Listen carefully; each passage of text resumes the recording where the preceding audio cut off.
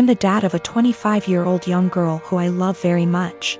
I've been able to have a good relationship with my daughter and I enjoy my time with her.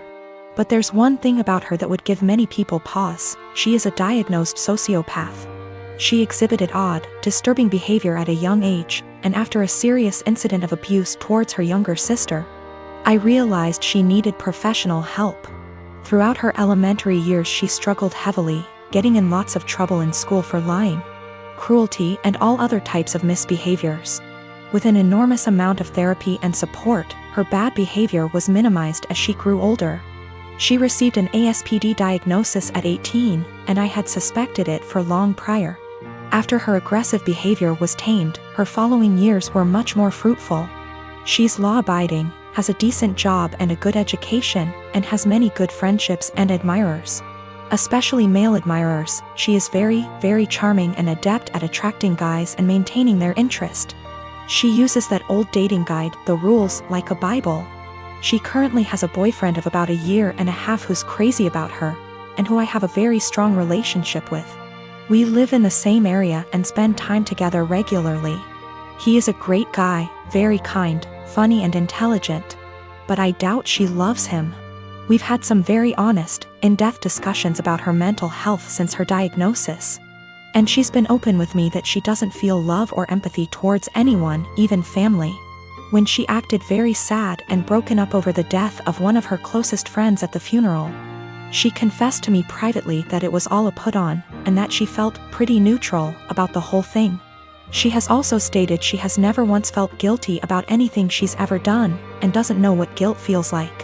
While she enjoys being around her boyfriend and is sexually attracted to him, I highly doubt she feels much of anything towards him love-wise. Her boyfriend, who might propose soon, has no idea about her diagnosis. And she's been very upfront with me that she has no plans to ever tell him, thinking it'll scare him away. I've made it clear to her that she needs to tell him the truth before they marry. That he has the right to know and consider it, or I will, to which she always responds, "I know you wouldn't dare." I really like and respect this young man, and would feel awful keeping this secret from him, and letting him walk into a marriage without this piece of knowledge. I'm not trying to sabotage my daughter's future. Maybe her boyfriend's love of her personality and other aspects is enough that it won't end the relationship. It's his decision to make, but he deserves all the facts.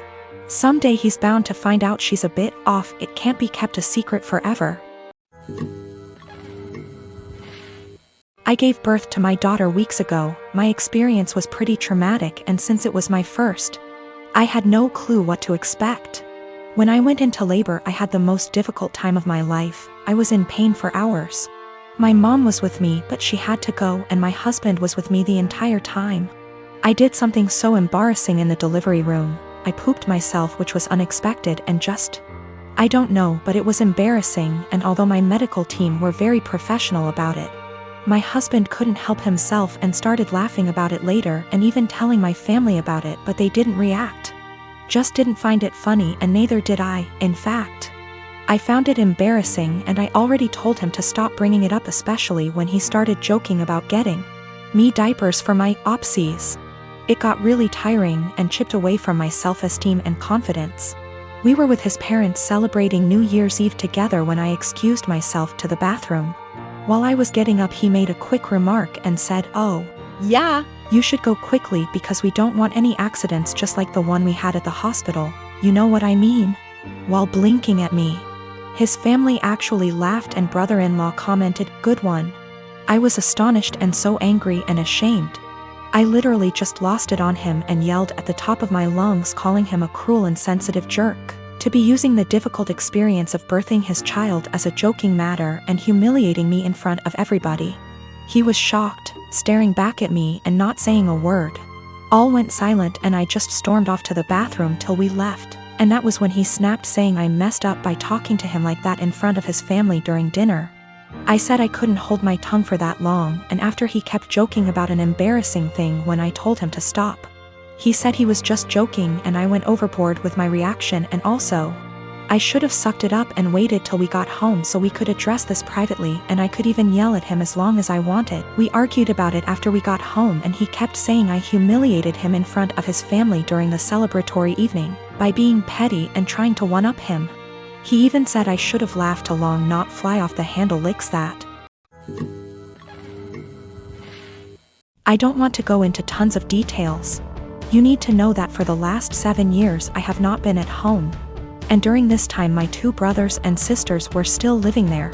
While I was at home, our stepfather abused us mentally and physically. We lived in crappy houses that were covered in real garbage, including animal feces, absolutely everywhere. I haven't heard from my little sister since May. I'm pretty sure she was told to cut contact with all of us. We are her older siblings. My second sister, after my younger sister, is overweight and has spinal problems and has to diet and see a specialist she is not taken to. I told the social worker that I wanted to check on them because they were in a sorry state and because I'm not sure if there is still any physical or psychological abuse going on in the house. This genuinely worries me. I told them what happened to us, hitting walls, throwing things at us, swearing, belittling our character, etc. And told them repeatedly that I really just want to know what my younger brothers and sisters are not the same living conditions as they were. My husband supported me during the call and agreed that it was the right thing to do. All my siblings discussed this beforehand, except for my older sister, who moved out before things got bad, and the 2 who live in the house.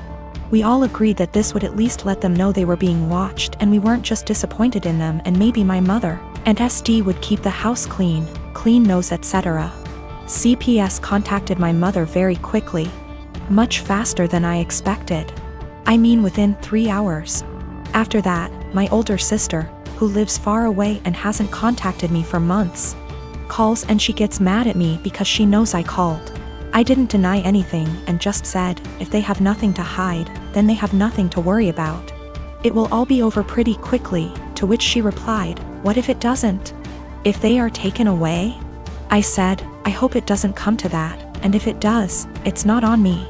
I didn't harm them. I didn't leave animal excrement around the house. I asked, would you let your children live the way we lived? She didn't answer. I asked again and she said, no. I'd keep a decent house, but it's not your job to tell someone else how to parent. I said, okay. So, if that's all, why did you call? I think we're done. She told me that we all need to get over what happened to us and move on. She left long before the violence started and she wasn't around, regardless of my personal experience. I can't help but feel like I did something wrong. I have limited contact with my mother because of her husband, and she denies that any of us have ever been abused. My sister asked, why don't you just come in and see the conditions? I told her, I can't be around my stepfather. I refuse to expose myself to this negativity again. Even though my husband and siblings agree that it was the right thing to do, I still can't help feeling wrong because of it. Like it wasn't my place. But if it wasn't my place, then whose was it? I really would like a third-party opinion on what I did. Am I wrong in reporting my family? Honestly, should I have just kept my mouth shut? I don't mind if I don't have any contact with my mom or older sister. They don't even know that I'm almost 4 months pregnant because we don't talk very much. So the possibility that I'll never have a real relationship doesn't bother me. What worries me is that I don't know if I was right. I called my mother's CPS based on previous experiences of psychological and physical abuse by our stepfather. I have not heard anything from my younger brothers and sisters for a long time, because communication was interrupted. We lived in appalling conditions. There were animal feces, rubbish and mess everywhere. We were beaten, things were thrown at us, etc. I told the police that I was not sure if something was going on for sure because, again, no contact. But I wanted them to check on my siblings. Was I completely out of sorts? My ex and I divorced 3 years ago. She was cheating, but at this point I don't care about the relationship anymore. The pending lawsuit has nothing to do with her or him, but rather their actions. My ex and I have a son 13M that we split time with 50//50. He's a great kid that interests have changed a lot tbh as I imagine more kids / teenagers tend to do through the years. One thing my son was heavily into at some point was Legos. He used to play with them all the time, and personally I think they're a great toy for different reasons. I used to love playing them with him, and to this day I still collect boxes that I leave unopened as a collection. Well, when my ex and I divorced, she got with someone who loved Legos more, I guess. From what I know, he loves making creations and building the sets in. I don't care. Seems cool. He does one thing I think is very, very weird. He uses crazy glue so the sets can't break or pieces can't be lost. It seems so weird to me. The issue is, I was out of town for all of 3 days last week for medical reasons, and my son wanted to get his PS4 so he could play it at his mom's. This isn't out of the ordinary at all, and he has a key, so he let me know he would be stopping over for it. I told him to have fun when I saw him on the entry camera. My wife's husband was with him, which was a no-no. I told him via speaker to not go in and to wait on the porch. He flinched but walked in anyway. I sent my ex a text telling her to call him and tell him he's 1 minute away from a cop call. He left my home with a bag in hand, which I didn't think much of because my son had his games too. Well, my son texted me later that evening and said he didn't know it at the time, but he's pretty sure SD took some of my sets. These are all old sets and 2 are worth big money.